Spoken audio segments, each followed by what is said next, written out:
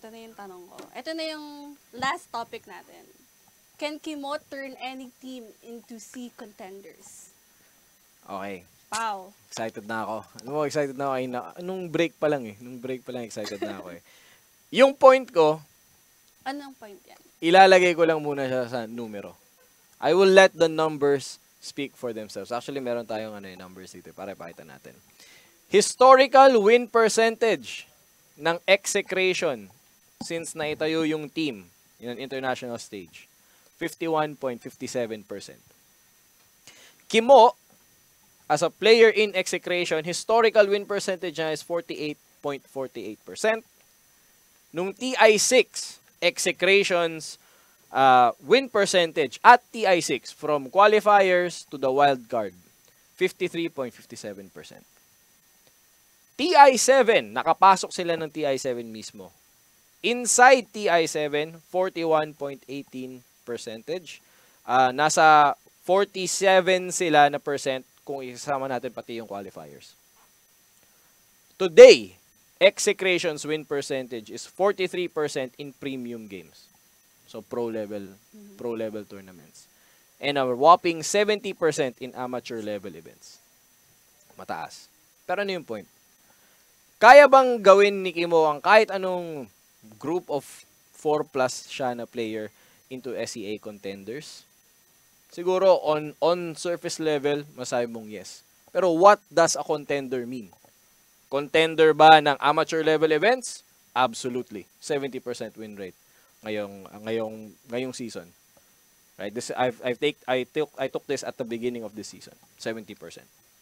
Pero kaya ba niyang maging contender sa SEA region? Hindi ako masyadong convinced. So, hindi? Hindi. Again, hindi ako kung ang ano natin is pro-level matchup sa SEA. I will say this. Kimo is probably one of the most experienced captains in the Philippines. But I think what Kimo and Execration do best is finding talent to build around. I'm not necessarily sure kung ang ibig sabihin ba nun ay kaya nilang gawin ng kahit anong team into SEA. Kasi there are times in Execration's history where they have a team pero hindi siya enough. So they have to find talent to get there. Let's run down the Execration roster that's performed well. 53.57% win rate, TI6. Sino yung nandoon? Kimo, Abed, Teams, RR, Nando. Yung pa lang ulam na You have Abed who has entire organizations and roster begging to build around him. With that kind of talent, it's easy to see. I mean, the numbers don't lie. It's easy to see why it's a 53.57% win percentage para sa kanila. Nung TI6, their highest, siguro, seasonal na win percentage. At TI7 Execration, they had Bimbo. Nakapasok sila ng TI mismo, nag-qualify talaga sila mismo. In TI6, they dropped in the wild card. Dito nag-qualify talaga sila. Pero inside the tournament, 41.18%. Now I'm not saying that to knock on these players. These players are amazing. Pero I think makikita mo dun, bakit itong dalawang events na to, sobrang magkaiba, hindi naman sa sobra, pero magkaiba yung win percentage because, admittedly, the caliber of player dropped off. In 2015, 2014 before that, the players that they had were not of the same caliber as Teams and Abed. Siguro, backwards looking tayo, kaya sobrang no-brainer nun. Pero yun yung sinasabi ko, ang galing ng Execration maghanap ng talent. But they can't turn talent or they can't turn just anyone into that. So magaling sila maghanap, but they can't turn just a normal person into a caliber player. And the numbers will show it Tignan mo ngayon. Today, Execration has a 43% win rate in premium, 70% in amateur. Siguro doon nila nahanap yung mga players na ganun. And then it takes them 1 or 2 years na downtime. Then after yan, papalo ulit. Execration, malakas ulit. So again, I agree that Execration are very good siguro sa amateur level because doon nila nahanap yung talent na yun. And once they find that talent, ang galing nilang mag-alaga. Pero in the absence of finding a diamond in the rough like Abed, in the absence of finding a mechanical beast like Bimbo, that's when you see na parang nagdi-dip yung career nila. Nagdi-dip yung percentage nila. And this is not a knock on Kimo. I think that's just the nature of the beast. Marami na rin silang kalaban na organisasyon na naghahanap na sarili ng talent. TNC, I think, is an example of a team that can turn just a normal player into a caliber player. I don't think anyone was lining up to get Sam H. And on paper, medyo hindi nga maganda yung on paper lang Kuko, nilagay mo sa 5. Si Sam H. Maraming haters si Sam H. Sabi nila, hindi siya ganun kagaling. But they've qualified for a lot of events with him. They've made it to TI with him. So yun. I think Kimo is really good at looking for the talent.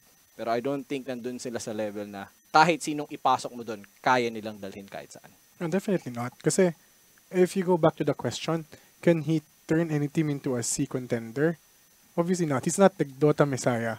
Hindi ko na kailangan lumayo. Not Dota Jesus. Hindi ko na kailangan nilayo. Pag ginawa ko company Kimo, kahit pubs mahirapan na siya. Pag ikaw? Pag ako. Okay. Hindi na kailangan ng Ibubuo ba natin not yung just MMR mo? anyone else. Wag muna. Wag na. Alright. Ganun. Doon tayo mag-aaway. But then yung Dota contender, it's for me right now, or for C contender pala, right now, it's a low standard na for them. Contender kasi is very big. You don't necessarily have to win against these top teams, or you don't necessarily have to be the best.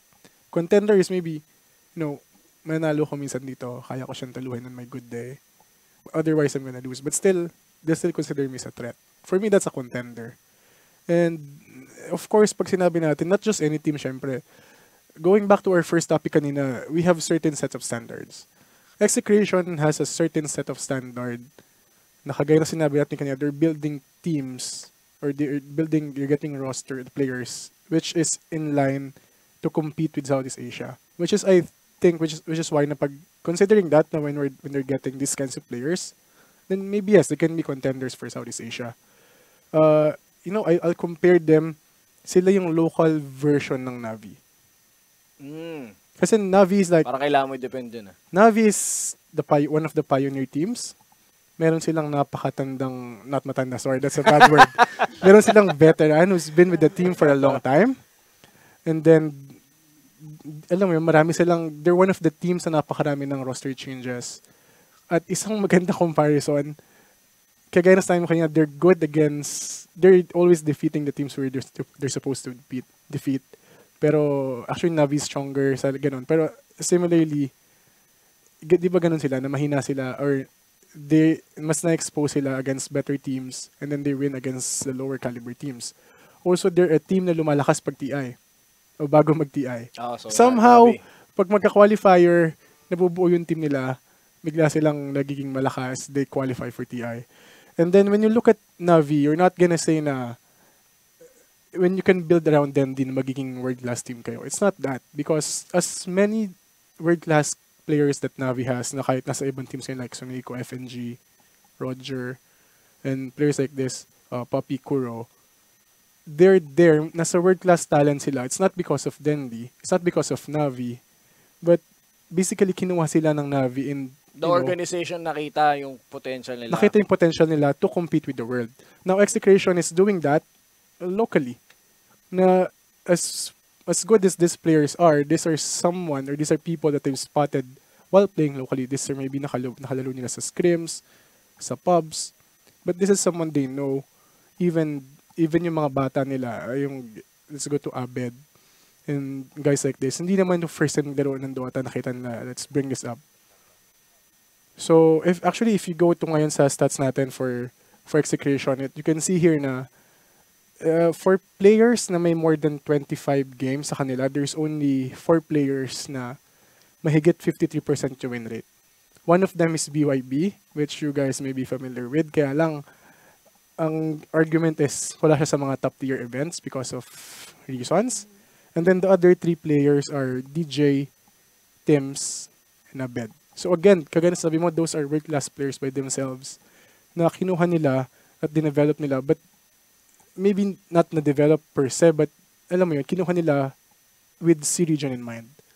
So as good as Kimo is, as experienced as he is, it's not his it's not because ginagawa na silang C contenders, but because Execration as an organization is already set up, geared, to create these kinds of teams to compete with Southeast Asia. I think yun pa yung idadagdag ko dun eh. I think kung mayroong nga talaga superpower, it's that eye for talent. And that doesn't necessarily mean na may kapangyarihan silang to turn anyone into it. I think tama yung sabi ni Ren. Kung sasaling na si Ren doon, siguro may hirapan sila. Pubs pa lang.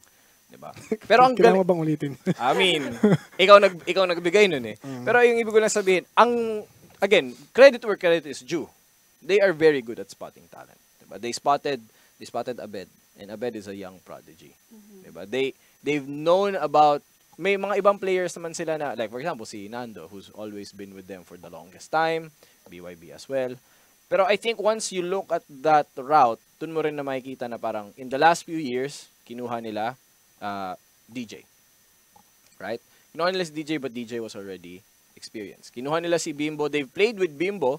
In fact, they were able to qualify for Star Ladder with Bimbo. That's way back, I think, 2015 or even 2014. Star Ladder 9, I believe. Pero again, Bimbo was already established. So, they have an eye for talent, pero there are times when they get a player para maging C contender sila. And once you start doing that, I think doon mo makikita na this is a team that knows what it wants. It knows how to find it. It doesn't necessarily create stuff for itself. May mga times na ganun. May mga na-develop din naman sila. May mga strategy sila na, for example, I think Kimo is the single captain sa region to bring back silencer support. Just as a way to make sure na yung Abed Mipo na strategy nila works. And again, that's just knowing what you want, knowing what you need, and then building something. They do that in a gameplay manner, pero I don't know if developing the talent that they need necessarily is the same as that. So, I think yun yung pag nakita mo yung stats breakdown, pag nakita mo yung historical breakdown, I don't think masasabi mo na kahit sino kaya niyang i-turn into that. And again, this is nothing against them. Nope, nothing against them. I think this is something very hard to say. I don't know, put any player there if it's a variable. Na just put any Just random to make players there. things clear, wala. I think clear naman yun na ano naman natin eh. I think sila Kimo and kahit na si Execution's owner, si Boss Arvin Rizos, I think they would admit that naman. Na meron silang mga times na syempre lumalakas sila. They got Adam 343 siya. Well, he's no longer 343. He got him for a short period of time. Marami silang natutunan from him. They didn't necessarily qualify for a lot of places, pero marami silang natutunan from him. So, kapag may nakita kang ganun, that tells you na pati sila nasa learning stage sila eh. But the way the question was given, parang can Kimo turn any team into SEA contenders? Dapat siya yung nagtuturo most of the time. Right? I think in this situation, makikita mo na, no, I think they're a team na, again, they know what they want, they know how to look for what they want, they get it every now and then. Pero dumadaan sila sa parang Philadelphia nga, trust the process eh. Minsan, medyo dehado dahil walang players na makukuha. So, hintayin muna tayo. So for now, I think masasabi ko na, I don't think Kimo can turn any team into an SEA contender. Pag binigay ko siguro yung stock natin dito na naglalaro, pag binigay ko si Alo sa kanya, tingin ko baka mag-retire talaga siya for real eh. Pag pinaglaro ko siya, si Sir Mike, ibibigay ko sa kanya, Team WXC.